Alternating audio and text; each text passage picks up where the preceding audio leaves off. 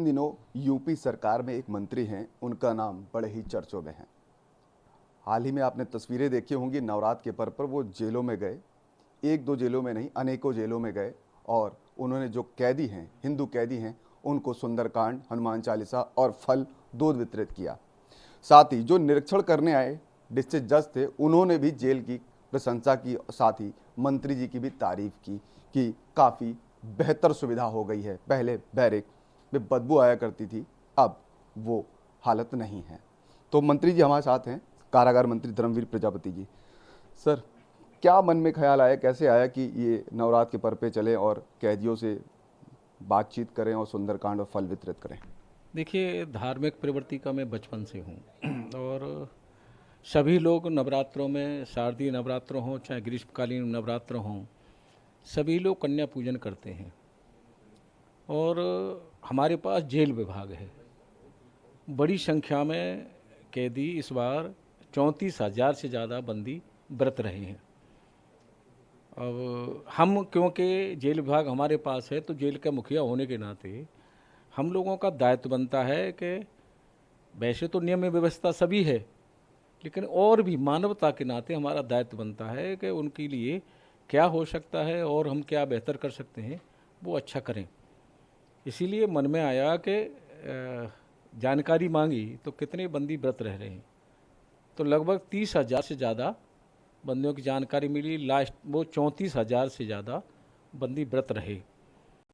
तो इतना बड़ा समूह हमें 500-600 हर जगह नहीं मिल सकता। इसलिए मन में आया कि हर जेल में कहीं 400, कहीं 500, कहीं 600 बंदी व्रत रह रहे हैं, तो उनके फलाहार की व्यवस्था की जाए। कानपुर में जब हम गए तो एक हमारी संस्था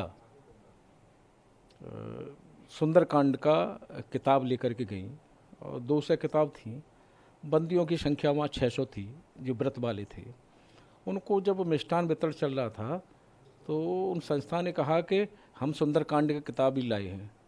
जब सुंदरकांड हमने बांटने में देखा तो बंदियों में जो उत्साह देखा, बंदियों को लग रहा था कि कहीं ऐसा ना हो मुझे ना मिल पाए, मैं छूट जाऊं। जो उत्साह देखा तो फिर मन में ये आया कि बंदियों को सुंदरकांड, हनुमान चालीसा की पुस्तकों का वितरण कराया जाए। फिर हमने आगरा की जेल में मंडी से हमने फल मंगाए और गीता प्रेस की एक बैन पे से हमने जितने सुंदरकांड, हनुमान चालीसा मिली वो खरीदे और मंगा करके कैदियों को जब बांटने गए, गजब का उत्साह देखने को मिला। अपने आप स्वयं बंदी, मेरे पास वीडियो है, अपने आप कोई सुंदरकांड, हनुमान चालीसा दोनों मांग रहे थे, कोई हनुमान चालीसा, कोई सुंदरकांड मांग रहे थे। कम पड़ गई वो, क्योंकि बैन पर मिली नहीं थी। हमने कहा उनसे कि हम और उपलब्ध कराएंगे। ऐसे ही मथुरा में जब हम फल और वो लेकर के गए, वहाँ भी यही स्थिति देखी, उत्साह बहुत देखा हमने।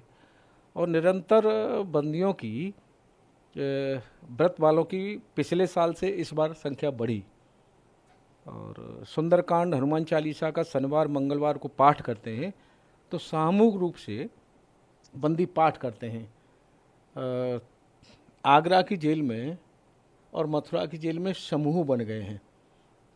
कुछ कैदियों का समूह है, वो इस शनिवार को इस बैरक में, अगले मंगलवार को किसी बैरक में, एक समूह के रूप में सुंदरकांड, हनुमान चालीसा का पाठ करते हैं।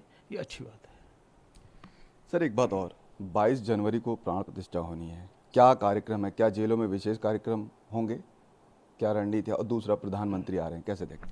देखिए, हम लोगों के लिए 550 साल कि हमारे महापुरुषों ने जो त्याग समर्पण किया है, उसके बाद सभी देशवासियों के लिए, उसमें सभी मुख्यमंत्री हों, चाहे हमारे प्रधानमंत्री हों, चाहे हम सब हों, हम सब का इस समय सभी का सौभाग्य है कि भगवान राम का मंदिर देखते हुए प्राण प्रतिष्ठा हम लोग सब देखने को, हम लोगों को मिल रहा है।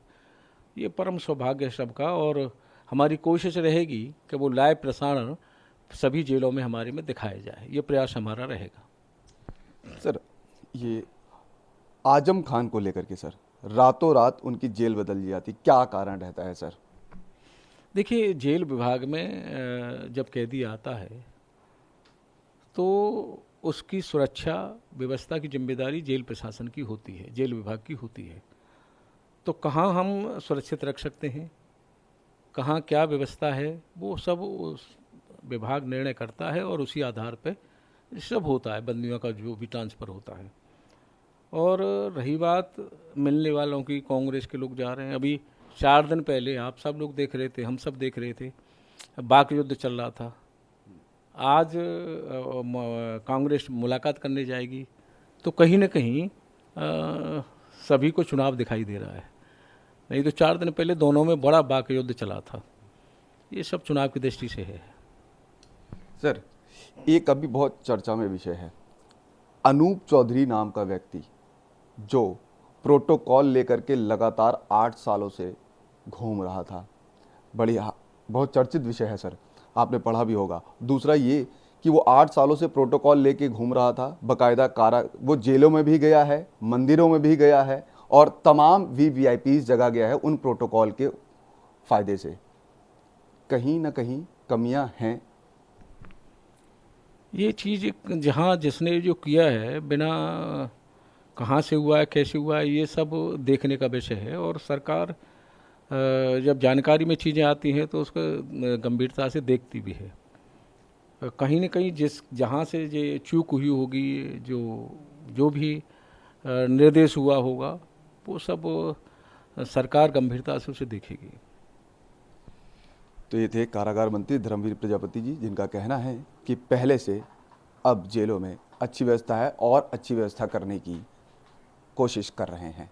कैमरा पर्सन धर्मेंद्र साहू के साथ मनोज पांडे, लखनऊ न्यूज़ 24। नमस्कार, मैं हूं मानक गुप्ता। अगर आपको हमारा ये वीडियो पसंद आया हो तो इसे लाइक और शेयर जरूर करें। और हाँ, हमें सब्सक्राइब और फॉलो करना ना भूलें, ताकि आप देश और दुनिया की कोई खबर मिस ना करें। तो जुड़े रहिए हमारे साथ और देखते रहिए न्यूज़ 24।